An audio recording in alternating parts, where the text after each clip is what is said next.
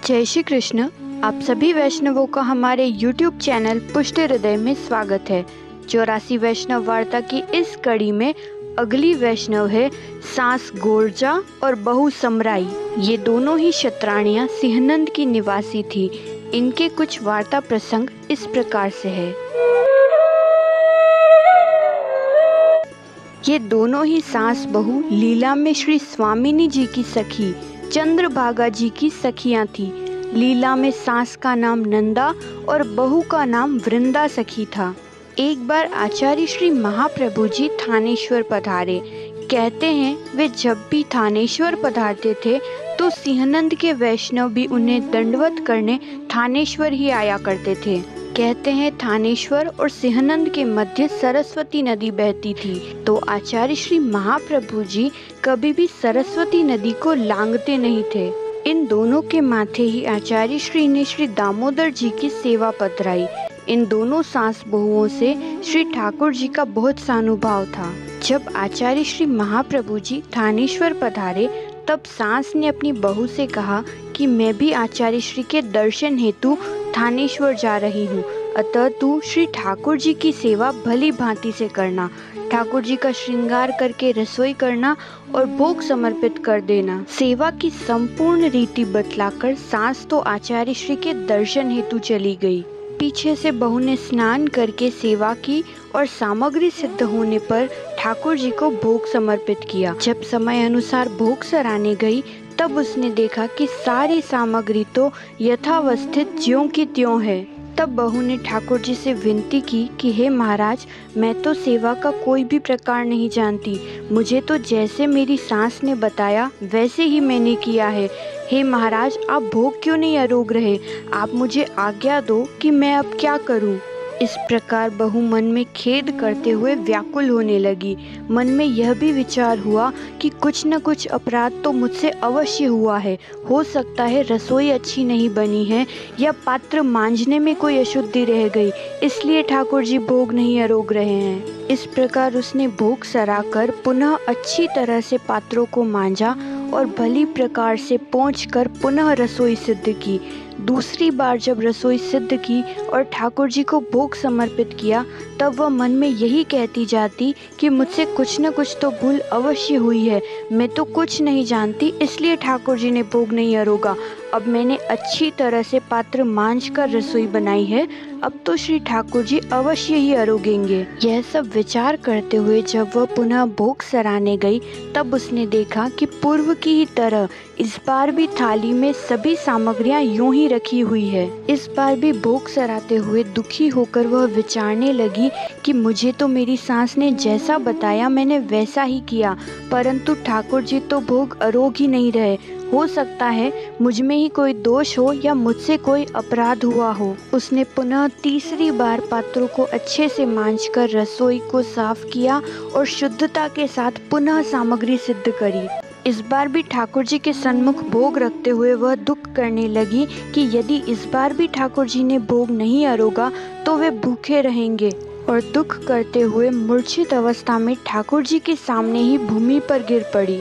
उसने सुबह से जल भी ग्रहण नहीं किया, उसका गला सूख रहा था। तब ठाकुर जी सिंहासन से नीचे उतरे और उससे कहने लगे कि तू क्यों दुख करती है? मैंने तो तीनों ही बार तेरे द्वारा धरा हुआ भोग आरोगा है। तब वह बहू कहने लगी कि मैं कैसे विश्वास कर लूं कि आपने तीनों बार भोग आरोगा है। तब ठाकुर जी ने कहा कि तू भी सुबह से भूखी है, तू कुछ प्रसाद ले ले। तब बहू ने कहा कि मैं तो जब आपको आरोगते हुए देख लूंगी तभी प्रसाद ग्रहण करूंगी। तब श्री दामोदर जी ने कहा कि तू तो मानती ही नहीं। ठाकुर जी स्वयं उठकर गए और जारी से जल लेकर आए और बोले, देख तेरा कंठ सूख रहा है, तू तनिक जलपान कर ले। तब श्री ठाकुर जी ने अपने श्रीहस्त से उसके मुख में जल पिलाया और कहा कि कल सवेरे तू मुझे आरोगते हुए देख लेना। यह सुनकर वह उठी और उसने समस्त सखड़ी महाप्रसाद गायों को खिलाया, रसोई साफ की और सभी सामग्रियों को भली भांति सिद्ध करके रखा। रात्रि में वह उत्साह पूर्वक सो गई। प्रातःकाल उठकर नित्य कर्म करके स्नान करके रसोई की और जब रसोई सिद्ध हुई तब ठाकुर जी को भोग समर्पित किया। और जब वह टेरा लगाने लगी तब ठाकुर जी ने कहा कि अब तू टेरा क्यों लगा रही, अब तो तू देख ले कि मैं कैसे भोग आरोगता हूँ, तेरी समस्त सामग्री यथास्थिति में रहेगी। ठाकुर जी ने समस्त सामग्री एक एक करके आरोगी और वो बहू वहाँ खड़ी रहकर सब कुछ देखती रही। तब बहू ने देखा कि ठाकुर जी की सामग्री आरोग लेने के पश्चात भी थाल में सभी सामग्रियां यथास्थिति में है। तब ठाकुर जी ने कहा कि अब तू दुखी मत होना, तू प्रतिदिन इसी प्रकार से जान लेना। तब बहू समराई ने कहा कि महाराज, मैं तो जब तक देख नहीं लूंगी तब तक नहीं मानूंगी। इसके बाद समराई नित्य प्रति भोग रखे और स्वयं श्री ठाकुर जी को भोजन करते हुए देखे। ठाकुर जी भी समराई के समक्ष ही भोजन करे और जो भी चाहे वो उससे मांग लेते। श्री ठाकुर जी उससे हास परिहास भी करते, उसको संपूर्ण रस का अनुभव कराते। ठाकुर जी ने यह बात आचार्य श्री महाप्रभु जी को बताई। आचार्य श्री ने सास गोरजा से प्रश्न किया कि क्या ठाकुर जी तुम्हें सानुभाव कराते हैं? तब वह कुछ जवाब नहीं दे पाई और थानेश्वर से सिंहानंद अपने घर आ गई। दूसरे दिन सास गोरजा ने स्नान करके रसोई सिद्ध करी और ठाकुर जी को भोग धराया। तब सास ने देखा कि सारी सामग्री तो यथावत है। तब उसने बहू को बुलाकर कहा कि पुनः रसोई सिद्ध करे और ठाकुर जी को भोग आरोगाए। जब बहू ने पुनः सामग्री सिद्ध करके ठाकुर जी को भोग धरा तब ठाकुर जी बोले कि मैंने अभी अभी तो भोजन किया है। तब बहू कहने लगी कि हे महाराज, आप तो जानते हैं कि यदि आप मेरे सामने भोग नहीं लेंगे तब तक मुझे विश्वास नहीं होगा। तब ठाकुर जी ने पुनः भोग आरोगा। इस प्रकार नित्य ही सास रसोई सिद्ध किया करे और बहू ठाकुर जी को श्रृंगार और भोग धराए। कुछ दिनों के पश्चात सास ने अपनी बहू को आचार्य श्री के दर्शन हेतु थानेश्वर भेजा। जब बहू समराई थानेश्वर पहुंची तब उसने वहां देखा कि आचार्य श्री तो रसोई सिद्ध कर रहे हैं।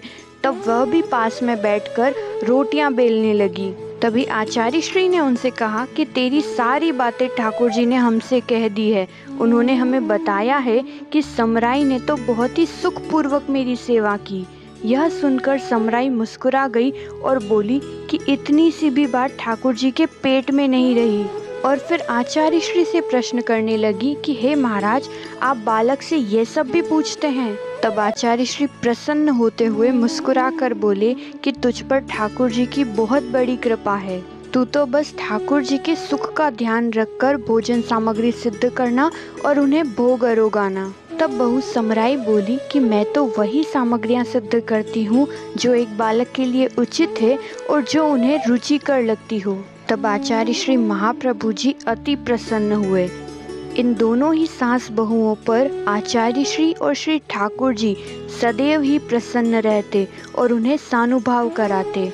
यह वार्ता प्रसंग आपको कैसा लगा हमें कमेंट करके ज़रूर बताइएगा। और यदि आपके पास अन्य किसी वैष्णव या कोई भी प्रभु से संबंधित प्रसंग है तो आप हमें इंस्टाग्राम पर शेयर कीजिए। उन प्रसंगों को हम अपनी यूट्यूब कम्युनिटी पोस्ट और इंस्टाग्राम पर शेयर करेंगे, जिससे अन्य वैष्णवों को भी प्रभु की कई और लीलाओं के बारे में जानने को मिलेगा। जय श्री कृष्ण।